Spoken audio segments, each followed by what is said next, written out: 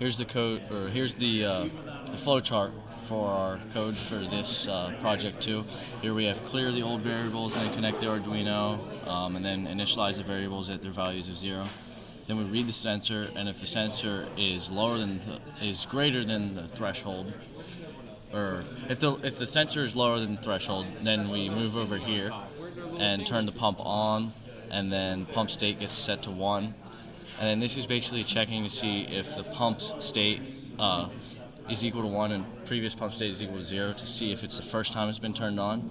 And if it's the first time, then it starts the timer. If it's not the first time, then we just move around the loop and set previous pump state equal to what the pump state was.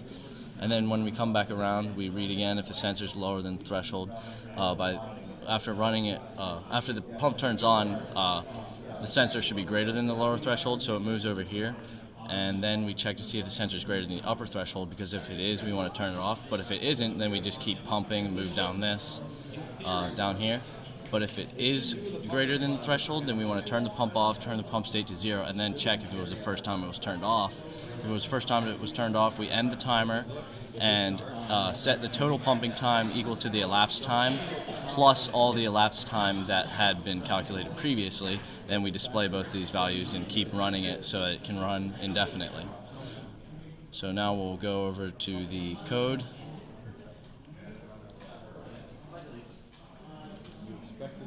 Alright, this is our code for project 2. We set the voltage that we want the pump to turn on to whenever it is less than 1.18, and then if it is less than that, then it won't turn off until the voltage is greater than 3.42 volts. And now we'll run the code and test to see that our time lines up and that the voltage, the pump stops pumping when it's supposed to. Timer.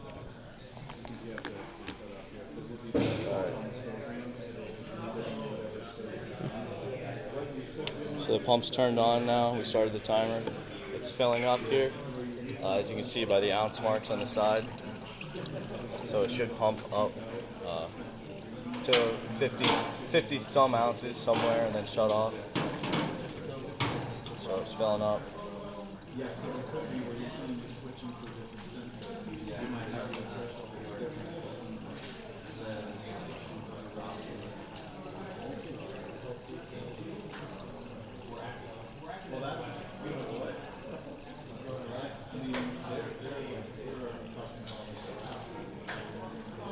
And it shuts off around 58 ounces. Then on the screen here it shows 38.94 seconds, which is pretty darn close to the timer that we have. Then just to show that the total pumping time is still accurate to keep track of how long the pump's been pumping, we'll do another trial to show that it adds to the previous pumping time. So it'll go down below the lower threshold here and the pump will turn on again.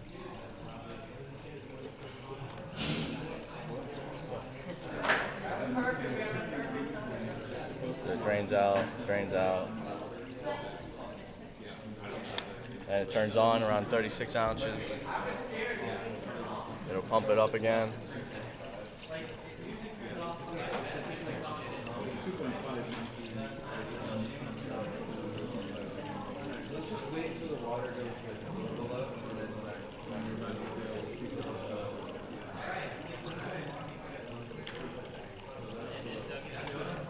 It gets up to the upper threshold and shuts off. We stopped the timer a little late, but we measured 26 seconds, and on here it was 24 seconds. The total times added together, so 24 plus 38 was a total of 63 seconds, and that was about what we got on here.